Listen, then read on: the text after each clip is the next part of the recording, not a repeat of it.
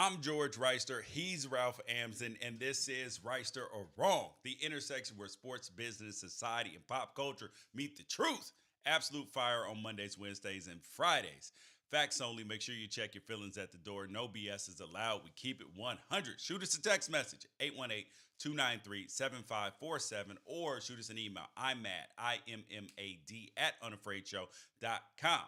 So, Juwan Howard got suspended for 5 games, which is the rest of the regular season, not the Big Ten tournament.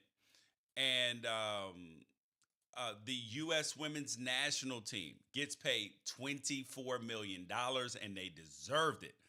Aaron Rodgers is going live. Well, sorry, Aaron Rodgers' Instagram post yesterday was cryptic. It kept people up all night dissecting it, even though he's going on the Pat McAfee show today. And Enes Kanter Freedom guy is being blackballed. Maybe so, maybe not. We'll talk about that.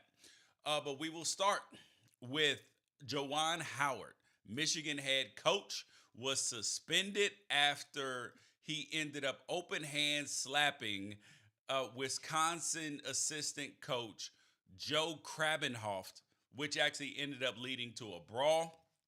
You had all of these people calling for Juwan Howard to be fired and all of this. And Ralph, I can't take the he should be fired crowd. I have been against this, whether it comes to Juwan Howard or a lot of other things. I rarely call for somebody to be fired. Rarely. But I do understand that there are things that can get you fired. But but dude, come on, bro. People have lost their ever loving mind with Okay. with the idea that firing people is always the answer. But is it a potential fireable offense? If they weren't happy with Juwan Howard, this would have been the perfect out for them. Like almost like a situation that just happened at Washington with their head coach Jimmy Lake. They weren't happy with recruiting. They weren't winning. He did something, and they were like, "Oh yes, opportunity. Bye bye." And this would have been an opportunity if Juwan Howard hadn't already been to the finals, hadn't been to a Final Four, hadn't been recruiting and sending guys to the league. Yes, but I felt like the suspension for the rest of the season was appropriate. I actually would have suspended him through the Big Ten championship as well. You want me to wait? I'm one of those people that you don't like then. Why would you want him fired? I don't want him fired. It'd be weird to root for somebody to be fired. That would be very, very strange. He is baitable. He keeps getting baited, and his players are having to take up physical confrontations on his behalf. Yes. That's inexcusable. Like, he's a university employee. Imagine if your anthropology teacher at University of Michigan like talked shit to the teacher who had the classroom before them for leaving it in disarray, and then all of a sudden the students had to step in and fight the previous class's students because those two teachers were about to get in a physical confrontation. Like, you know how much discipline that simple thing would result in? And I get that basketball is physical, and I get that sports have these type of conflicts. The problem is one of the student athletes could catch a very long suspension or worse, criminal charges. And I'm not just being like lame. I'm dead serious on this. One of the student athletes could catch criminal charges if they catch somebody just right in a scrum trying to break something up just because the coaches can't handle Now I um I agree with that. Now this is a time where the results actually can dictate the result, right? That to where if somebody had gotten truly hurt, then he can get fired. Like that makes more sense. So sometimes I think that we are outcome driven when it comes to punishment. Sometimes you just got lucky. Like for instance, like if you get an attempted murder versus an actual murder. I think that some forms of attempted murder should actually be punished just like murder because you literally tried to kill this person. You just were lucky you were unsuccessful. So so I get it. So it's one of those things to where like if you if you went to go harm somebody and because of your incompetence or sheer luck you did not you weren't able to do it, then yes, there are different consequences.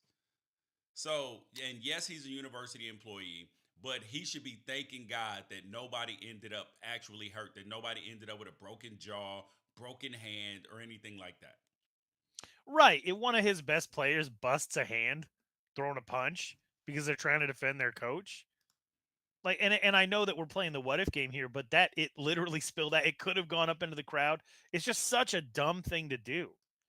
And I've had a Okay. million So people say how like, "Well, what about Greg I Gard?" was going to ask you that. Now, how much of this is cognitive negligence? Did Greg Garb, uh, raise the stakes? Because if you grab me like he grabbed Juwan Howard, put your hand in my stomach like you're stopping me, I'm already upset, right? And Yeah. mind you, and here's the thing that I think that we have to give people grace for sometimes and allow them to grow is my kids all the time. They get mad at me, Dad, you don't honk enough when you're driving. You don't honk enough. And I'm like, I understand that people make mistakes and errors when they're driving sometimes. So I try to give grace in those situations and not just be that guy. So so when people, make driving errors, I don't honk as much. But Juwan Howard was clearly upset they lost, upset with the Right. timeout call because Greg No. Garb No, was. he wasn't. Yes, he No, he was. wasn't. Yes, he No, was he upset. wasn't. No, he was not. How He do was you? upset How they are you? lost. He was upset they lost, and everything else just becomes a reason to be even more grouchy. You're a That's what I dad. just said. But he wasn't. He wasn't upset about the timeout. Yes, He was he was upset they upset. lost. Greg Oh, Gard could have had bad breath, and it would have been that would have been the offending thing. yes, Once I'm you're saying in that that it mood, was. Yes, it's so he was upset they lost. Then looking for reasons to be pissed off. they're gonna miss the tournament. He called the timeout. Like all of these things added up. So I'm not saying that this is right. I'm saying It that didn't he add should up have. though. Yes, it did. He was It was a they were compounding both. factor. It's not compounding. He was mad. He was mad. Like the compounding. Like I think there's a difference between things compounding and the propane already filling the kitchen and somebody lights a match. Okay, He was mad. He was gonna be mad no matter what. if you get upset because your kid he broke the like he lit the couch on fire, right? Right. Um, he lit the couch on fire, and then you stub your toe a, on the corner of the bed. Are you?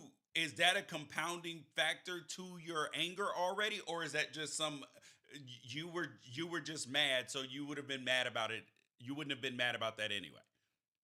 What I am saying is this: if you wake up with a headache and your heavy-footed kids are pounding around the house, something that you let slide in any other situation, something that you do because He they're would have your still been heavy-footed mad. He would because have they still are been your mad. heavy-footed ass kids that came from your genetics and you got heavy feet too. And we know Juwan Howard was out there calling timeouts. We know he was. We know he's been calling timeouts up 15-16. He's done it multiple times this year.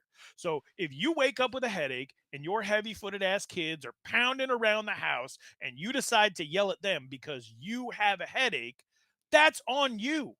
That's on you. Right? Like we both agree as men, if you see a guy that's in a bad mood, putting hands on him is the dumbest thing you can do. And Greg Gard deserves to have some type of punishment for that. But the idea that Juwan Howard was just upset out of No, nowhere because no, of no, the no, timeout. no. No, I'm he not was in saying he's a that's not what I'm he's a saying. I'm saying competitive guy. it was a compounding factor that he was already hot that his team was mad that his team was losing. They're not going to the tournament. They've underachieved this year. He can't get the guys to do what he wants them to do.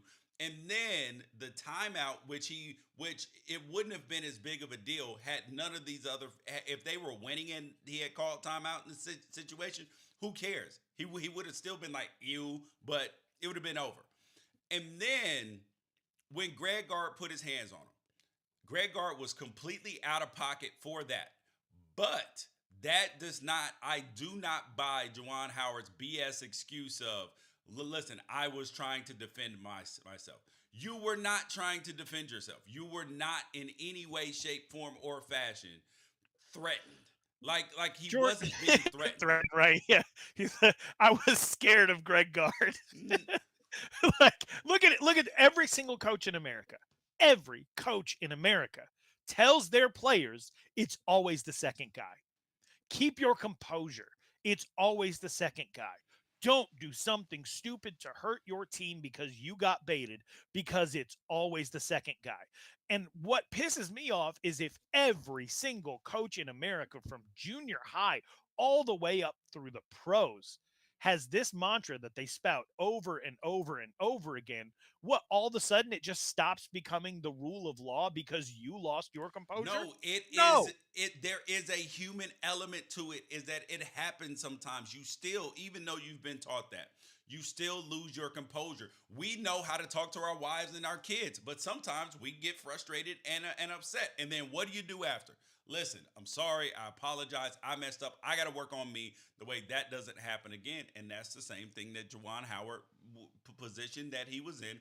So at the same time, while I'm supporting Juwan Howard not being fired, I'm also calling BS on him saying that he was defending himself. No, you weren't. I understand that he was mad because of the situation. Somebody puts their hands on you like that, stopping you physically. You're like, hell no, player. Hell no. And it has nothing to do with Juwan Howard's size or anything, because we've learned in the court of law that even if you have a gun, a taser, all of these things, that you can still feel scared. So but I just don't think that he was scared in that moment of being physically accosted, that he felt like he was in danger or anything like that. He's on a basketball court. This is the other team's head coach. It's not like he's punched other people. So I'm not buying that. But I do buy that Greg Garb, that he instigated a situation, and Juwan Howard went way too far. I don't know what the other coach said to him, but aside from calling him the N word, ain't no reason to slap him. If he did call him the N word, slap the shit out of him. Look, I'm not going to come in and defend what anybody did here. I've been super annoyed with Wisconsin and Michigan fans going back and forth on who is ultimately the most culpable. Like, do you people not have kids? Do your kids not come to you to tell on each other and say, well, I only did this because he did this? What do you tell them? It doesn't matter. The standard is the standard. Grow up. Everybody in this situation needs to grow up. Who cares who was responsible for any of it? Greg Gard needs to keep his hands to himself. Juwan Howard needs to stop being so baitable so he doesn't Correct. lose his job. Correct. And that is something that other coaches are going to use. I would, if I'm playing him in the tournament, oh God, I'm being the most annoying person possible. I'm being the most important person possible.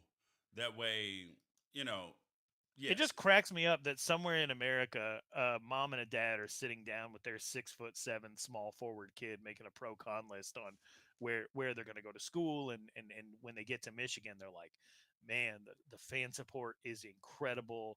Um, you're going to have one of the best coaching staffs in America with the most experience and the most connections over here on the con list. You might have to fight somebody because your coach is a hothead. All right. Speaking of fighting, the U.S. women's national team won their fight. Hooray! The women were awarded $24 million in a settlement in their equal pay lawsuit against USA Soccer. They were paid dramatically less than the men, but in some respects they actually made more than the men. But it's only because they won the World Cup. They did all sorts of crazy, like outrageous events. Like they were outstanding, one of the best teams or the best team in the entire world. And the U.S. men's national team, in some cases, made more, and they didn't even qualify for the damn World Cup. Didn't even qualify for the World Cup, and our women are winning all of the shits, or going to the finals or semifinals in all of them. And like you don't have to worry about them qualifying. You just have to worry, ooh, are they gonna win the gold or not? Like that's it. And now you're in a situation to where there was a lot of people, oh my God, that the women, why are they doing this? In reality is they sell more jerseys. They their TV ratings are higher than the men's. Like they bring in more income than the men do at times, and they weren't paid equally. This is justice. This is right. This was needed. And mind you, I am a person who also says at the same time that people are idiots when they say, "Oh, WNBA players should be paid the same as NBA players." No, they shouldn't, because the revenue of the league is different than the revenue of another league. But I also say at the same time that part of that is because of access and history. So if you propel or give the women's game a boost, when it's more on TV, guess what? More people watch it. WNBA revenues are skyrocketing. All these because people like the game because these women are freaking good. And then when you have the men in the NBA championing the game too, it only makes it that much better. The women's tournament just signed $500 million with ESPN, as opposed to the $2 billion to Turner for the men's tournament. And as the women's game continues to grow and people see it, it's like if you build it, they will come. I believe that you're still going to have a bunch of people in these women's mentions putting kitchen until it's undeniable, right? Like that's just going to be the case. There's a lot of people that don't want to see this succeed, and they're convinced that because it's not something that they consume, that nobody should consume it. I don't understand living life that way. I don't understand telling people that what they like isn't something that they should like. Let the market decide. They You think know that what's a waste of they're time to me? Putting European soccer on television to me. That's a waste of time to me. Does that mean it shouldn't be there? No. Do, would I watch a U.S. women's national team play? Absolutely. And there's a lot of people who hate Megan Rapinoe, who's going to be off the team now. They hate some of the other women on there who are nasty women, mouthy women. But the reality is, if you don't have some of them to stand up and speak up, how are the other women supposed to get anything done? When your best players aren't the ones standing up and fighting, it doesn't work. It doesn't work at all. And you've had that with the women's national team when MLB in their lockout right now, they are the best players are standing with the lowest paid players. The NFL at times they've had that, but in the last CBA, the higher paid players were like, "No, we don't want this. We can do better." The lower players are the ones who pushed it through. So it's got to be a united front with the people who are making the most money, caring about what's being done for the people at the bottom of the rung of the roster as well. right. And nobody ever has to apologize for their opinions or their takes when years go by and it ends up being wrong. This lawsuit filed by the U.S. women's soccer team is 6 years old at this Yep. point. Part of it had been thrown out, I think, in 2021, and then had to be readdressed. They were seeking something like 66 million in back pay. They end up with 22 million plus two for future endeavors, all contingent upon the certification of the new collective bargaining agreement that's coming up. But at the same time, there were so many people that called these women idiots for waging a battle that ultimately net them $22 million in back pay. Yeah, but So how dumb are they? no, How they how are dumb are they? When they they're cash those checks, are they feeling stupid when they cash those checks? no, they're gonna feel real good. But the argument that people were making, they were like, well, the women are on salary, the men are not. They're paid if they win or not. The women are like, put us on that. We win. don't don't worry about me. Don't worry about me. we'll, we'll take care of this. Right. You just put us on that same salary plan and we Gucci. We'll make way more than them dudes. And I think that yeah, and I'm not inside the situation, and I never ever begrudge anybody for advocating for themselves. And people's opinions are going to come in anytime anybody does this. We talked about Kyler Murray wanting a new contract. And that comes out in the way that he posts on social media. Now everybody's speaking into his situation. We talked about Jaden Daniels transferring out of Arizona State, wants a better situation for himself. You're going to have people trying to speak into that situation. Everybody should have the ability to advocate for their own circumstances and be able to shrug off the opinion of the people who are on the outside looking in. The U.S. women's soccer team is going to be cashing 22 million plus have 2 million in the bank to use for future endeavors to help grow and expand the game. What it brings me to this other question though, because you brought up the WNBA and they gave an award to Chris Paul, the Kobe and Gigi Bryant WNBA Advocacy Award. And I've seen a lot of people who've supported the WNBA for a long time kind of bristle at the idea of giving an award to a man. Dude, if a man is championing the sport, then yes, he's eligible to win the award. And also, one of the things that people are short sighted about who say that is that an NBA player championing the WNBA actually does more than a regular, woman who may just like be an advocate for the sport and love the sport and be doing wonders for the sport. But the attention that Chris Paul and Kobe Bryant specifically, who the award is named after, him and Gigi, what they've done for women's basketball was enormous. And it wasn't like Kobe was out there. I mean, he was just showing up at games, coaching his daughter, running around with Sabrina Ionescu, talking to Gino Ariema, like all of these things, Kim Mulkey, whoever else. And he did a lot for the women's game just by bringing publicity to it because he's Kobe Bryant. Same thing with Chris Paul and the HBCUs. He's using his fame, his platform, and his status to impact other people. I mean, and truthfully, if this award had gotten, if it were given out last year, do you know who they should have given it to last year? Who? Kyrie Irving, who actually, well, in the pandemic year, he sat there, well, in 2020, he gave millions out of his own pocket to the WNBA players that weren't going to be paid.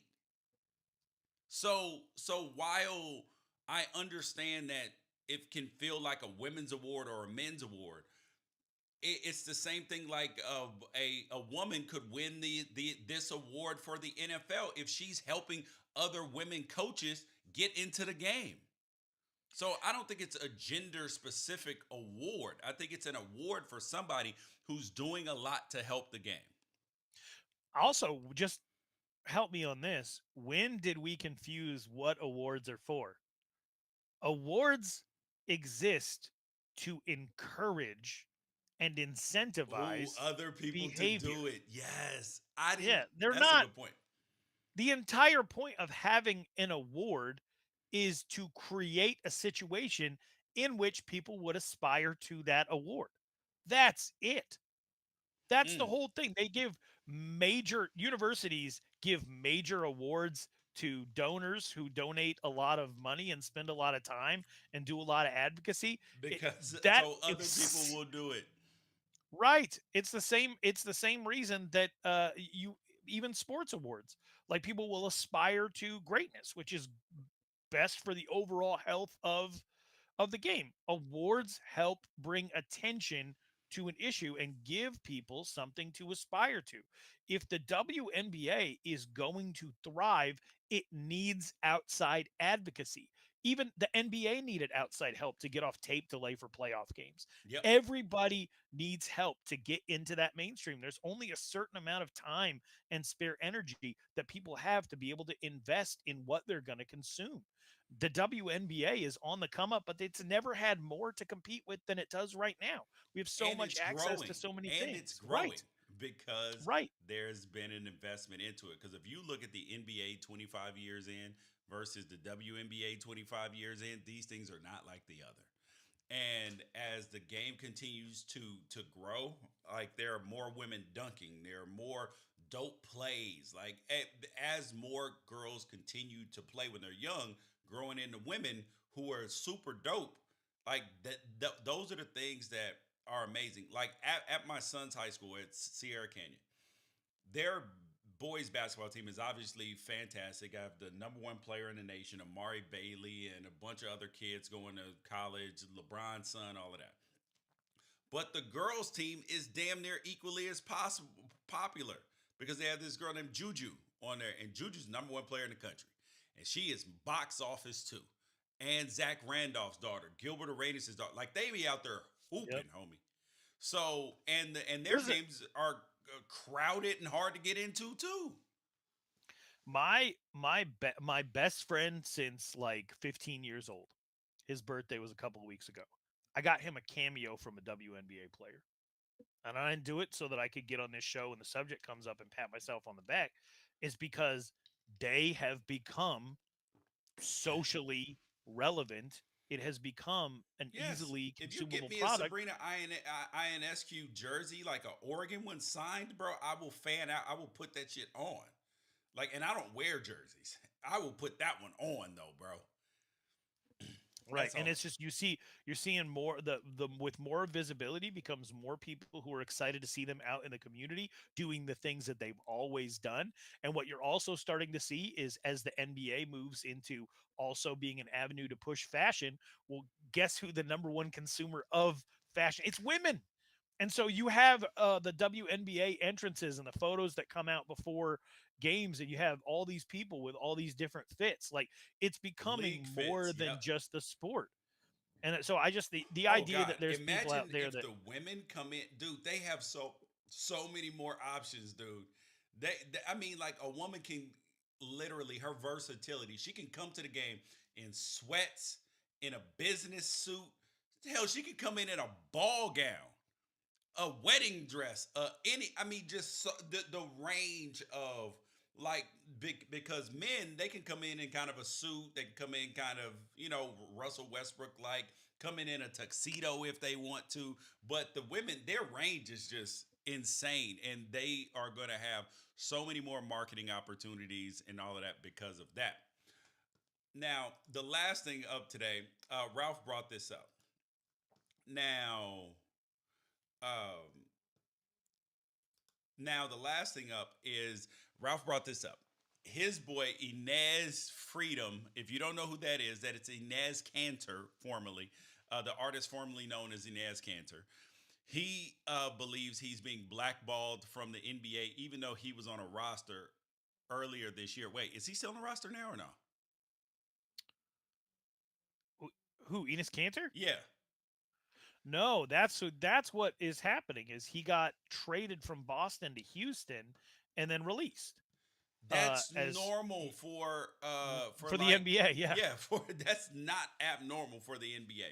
But he feels like he's being blackballed because he's been attacking LeBron and Nike and all of that. And dude, the NBA gives players freedom to talk more than any other league.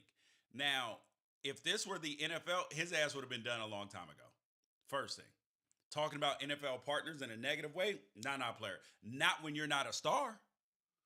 But Inez Cantor got so like his teammates. I don't think his teammates want him around because they're like, bro, you're a nuisance. You're gonna keep talking about LeBron. I'm cool with LeBron. I'm signed with Nike. I got nothing for you, homie.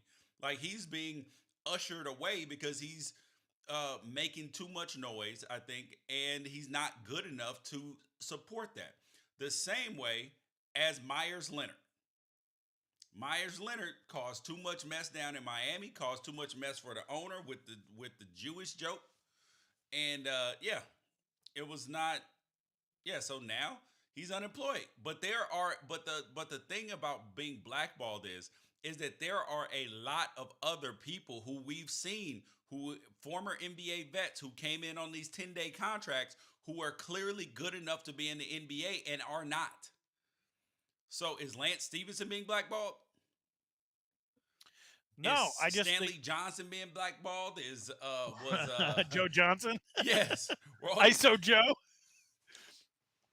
they're still good NBA players, but there comes a time where they just like, nah, we'll get somebody younger.